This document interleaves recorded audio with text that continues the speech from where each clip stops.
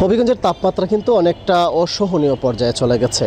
গত শুক্রবার থেকেই এই তাপমাত্রা বাড়তে শুরু করে এবং আবহাওয়া অফিসের তথ্য অনুযায়ী ৩৬ থেকে ৩৭ ডিগ্রি পর্যন্ত তাপমাত্রা ওঠানামা করছে। ফলে মানুষের মধ্যে যে একটি অস্বস্তি পরিবেশ সেটি কিন্তু বিরাজ করছে। শহরের বেশ কয়েকটি এলাকা ঘুরে দেখেছি, মানুষের যে চলাচল সেটি খুবই কম। নিতান্ত প্রয়োজনের কারণে মূলত তারা যারা একেবারে গুরুত্বপূর্ণ প্রয়োজন রয়েছে তারাই রাস্তায় বের হয়েছেন। তবে এই তাপমাত্রা বৃদ্ধির কারণে কিন্তু সবচেয়ে বেশি বেকায়দায় পড়েছেন যারা খেটে খাওয়া মানুষ রয়েছে। গত এক সপ্তাহ ধরেই আসলে তাদের যে আয় রোজগার সেটি কমে গিয়েছে। অনেকে বলছেন যে আগে যেখানে 7 থেকে 800 টাকা তারা আয় করতে পারছেন প্রতিদিন, সেখানে এখন তারা আয় করছেন 400 থেকে 450 টাকা। ফলে তাদের যে অটোরিক্সা কিংবা ইজি বাইকের যে ভাড়া সেটি দিয়ে আসলে খুব একটা সংসার চালানোর জন্য যে খরচ সেটি থাকছে না। ফলে এসব মানুষ আসলে অর্থ কষ্টে আসলে দিন কাটছে। তীব্র তাপদাহ সেটি আসলে তাদের জন্য মরার উপর খাড়ার ঘা হয়ে দাঁড়িয়েছে।